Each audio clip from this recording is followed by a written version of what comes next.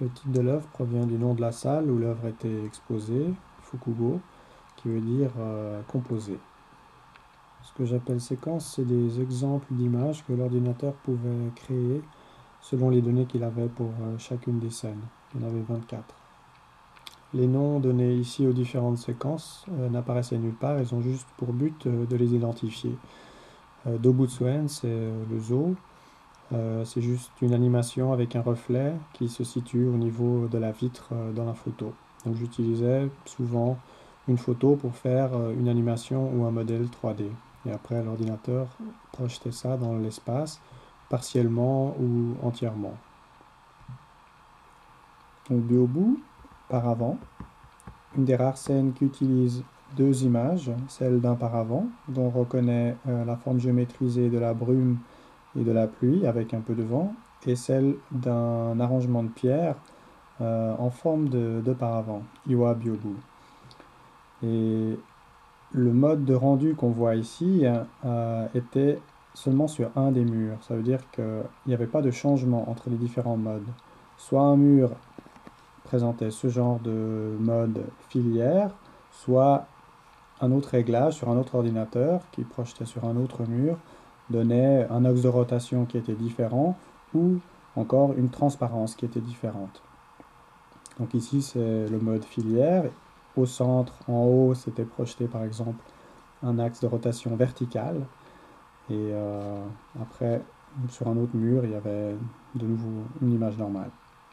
Kumo, qui veut dire araignée et nuage, est inspiré aussi de cette forme de brume, mais en un seul élément, en une capsule sur laquelle est mappée une image de nuage.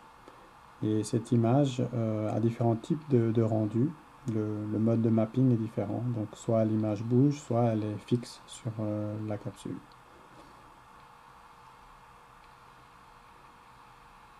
Entotsu, donc la cheminée. On retrouve ici le nuage, mais sous forme de camouflage de la cheminée. Et c'est non pas une image qui tourne, mais une animation qui tourne en fait sur ce plan. Et l'animation, c'est une espèce de gris qui se transforme et qui est une espèce de fumée que j'ai fabriquée dans un soft 3D sur la photo. Donc c'est une animation d'une animation. Et ce qui changeait ici, c'était le rendu de cette image, soit on l'avait en pleine image ou en gris, hein, donc en wireframe. Et donc cette grille faisait des très belles ombres, ou bien il y avait juste un grand carré qui tournait, donc la taille de la grille pouvait être changée. Et la position de l'image aussi était importante, on la retrouvait par exemple au bord d'une vitre et il n'y avait que la moitié et l'autre moitié était en reflet. Nyusha Kosen, rayon de lumière incident. C'est une photo avec un rayon de lumière qui est projeté sur le mur et qui en fait devait rencontrer le rayon de lumière réel qui se trouvait dans la salle d'exposition. Donc la projection et la lumière réelle de l'espace devaient se rencontrer, mais bon, il faisait souvent nuageux, donc cette rencontre n'a pas vraiment eu lieu. Mais l'œil, c'est un modèle qui utilise la texture d'un lampadaire dont la lumière passe à travers des branches. Et ce qui changeait ici, selon les ordinateurs, c'était simplement le mode de rendu de la texture, donc le mode de mapping. Et de temps en temps, par exemple sur un des murs, lorsque c'était le tour de cette animation, de cette scène, une lampe s'allumait en même temps et faisait comme si la projection en fait projetait la lumière comme un soleil.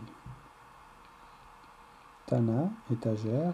Donc c'est une photo d'une étagère japonaise, disons, qui s'appelle plutôt Chigae Dana ou Kasumi Dana, qui est une étagère différenciée ou en forme de brume, justement, le même motif qu'on avait avant. Et projeté dans l'espace avec différents modes de transparence. Et dans l'espace aussi, j'utilisais des étagères. Donc c'était projeté par-dessus. Taki, la chute d'eau. Donc l'image d'une chute d'eau sur un modèle géométrique. Ici on retrouve le thème surtout de la répétition, du loop, de la boucle, donc de l'eau aussi qui coule, du cycle de l'eau, du nuage, l'évaporation, condensation, etc. Et l'effet ici utilisé, c'est une traînée qui est derrière l'image. C'est simplement le mode d'effacement de l'image qui n'est pas mise en place. Il a été projeté aussi sur certains murs, par exemple, avec un plastique, donc qui donnait un peu un effet d'eau. Koi, la carpe, c'est un plan qui se déforme aléatoirement et dont on peut faire apparaître les points de tension ici. Et les vitesses de changement étaient différentes selon les ordinateurs. Sur la photo de base, on peut voir aussi des fils blancs qui traversent l'image et qui sont là pour protéger la carpe de ses prédateurs, les hérons. Komomaki, qui sont des nattes de paille que l'on met autour des plantes en hiver pour les protéger. Donc ici, on a une plante qui a, vue depuis cet angle, une forme un peu anthropomorphe. Et j'ai rajouté un effet d'herbe qui en fait ne bouge pas, c'est la lumière qui bouge. Shibare Jizo, qui sont des statuettes de Bodhisattva ligotées. Et ce sont des sculptures qui se trouvent à Tokyo, donc à partir de 2 photos. Donc j'ai fait ces 2 modèles qui se rapprochent de la réalité, une forme un peu en amande. Et la tradition veut qu'on met une corde autour de la sculpture, on fait un vœu, et si le vœu se réalise, on peut aller retourner et détacher la corde. Fukubu, abdomen. C'est une forme qui est tirée de l'abdomen d'une araignée qui s'appelle Jorogumo, l'araignée courtisane. Donc elle a vraiment cette forme et ces couleurs, et j'ai juste enlevé la tête, les pattes, etc. Il reste que l'abdomen. Et j'ai dessiné une espèce de fil auquel la chose est suspendue. Et l'animation flashait, donc le modèle clignotait, et en même temps dans la salle, il y avait aussi un flash qui s'allumait et qui faisait comme une disparition, une apparition du modèle. Mais ce n'était pas synchronisé. Su, le nid. En japonais, on dira non pas une toile d'araignée, mais un nid d'araignée. Et en plus, ici, on a vraiment affaire à un nid d'araignée. Les petits points qu'on voit au centre, plus ou moins, ce sont des petites araignées.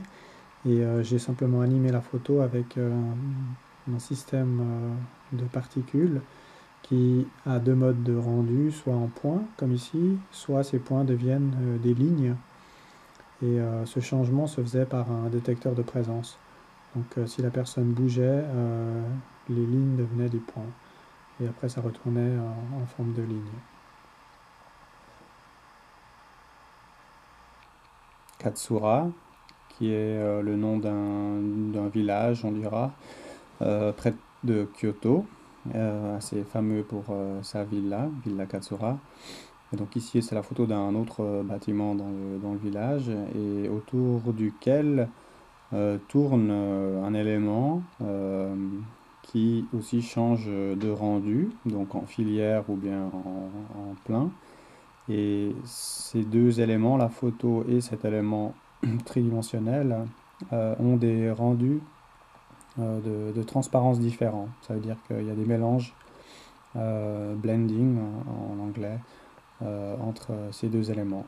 Et ça, c'était activable par un slider qui s'allumait au moment de cette animation. Sur un seul des murs, à un certain moment, il y avait une lampe qui s'allumait et on pouvait changer le mode de transparence de l'image et de l'objet qui tournait. Donc avoir des résultats très très différents entre eux, quoi.